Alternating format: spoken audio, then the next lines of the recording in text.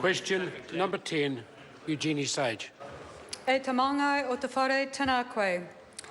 Ko tāku pātai ki te minita mō ngā take panoni a huarangi a ka ui. Ka whakaae ai ia ki tā Te Kaikōmihana Pāremata mō Te Taiao e ki nei, climate change is by far the most serious environmental issue we face. Mr Speaker. The Honourable Paula Bennett. Mr Speaker, I do agree in many respects that I think climate change is a very serious issue and one that New Zealand and the world faces. Entry. Supplementary question, Eugenie Sage. If the Minister says that climate change is a serious issue, how can she say that when the Ministry for the Environment has only 1.4 full-time staff who are responding to the effects of climate change and providing advice on that? Well, Mr The Speaker, Honourable Paula Bennett. Mr Speaker, certainly within the Ministry there are more people than that are giving me advice as Minister of Climate Change that work for MFE, but it's also important the work that's going on across agencies, whether it's through the transport portfolio and seeing those that are working on public transport initiatives, electric vehicles, that's going on within science and research that's extensive as well, on the urban cycleways to name some, through ag research and others. There are a number of officials that are working on climate change related issues across government.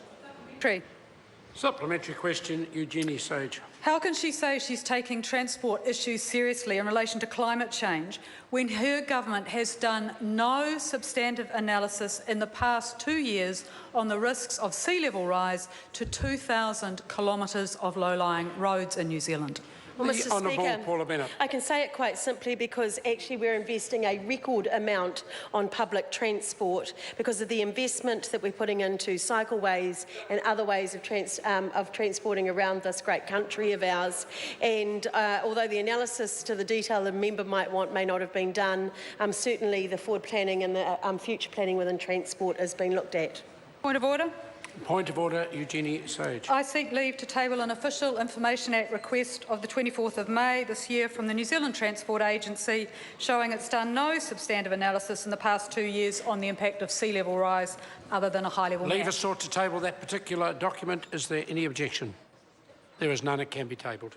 Supplementary. Supplementary question, Eugenie Sage. How can the Minister say she's taking climate change seriously when her government has more than halved the funding for the very people in her ministry who are tasked with finding solutions to New Zealand's rising climate pollution?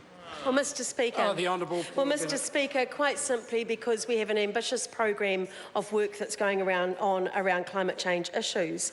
Whether it's from the changes we recently announced to the ETS, where submitters will have to pay the full costs of their emissions by 2019, to the second phase that's going on in the ETS review, to the work that's going on within forestry, with ag research, with sustainable farming that's better than actually anywhere else in the world, to the work that's now going on as far as the ratification of the Paris Agreement, which will then mean that we may have that momentum globally, for the assistance that we give internationally on both emissions trading schemes and also forestry and agriculture. I think this country takes it seriously and I think we've got a very ambitious work program.